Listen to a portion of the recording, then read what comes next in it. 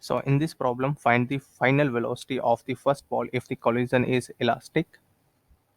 In case of elastic collision, both energy and momentum are conserved. So we will solve using law of energy and momentum are conserved. So therefore, we will solve the problem using both the law of energy and the momentum conservation.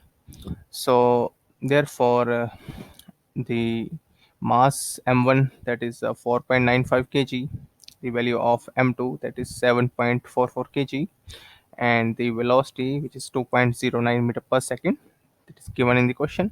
So before the collision, the momentum of the 4.95 kg ball is equal to m1 v1, and the momentum of 7.44 kg ball is 0 since it is stationary. And after the collision, so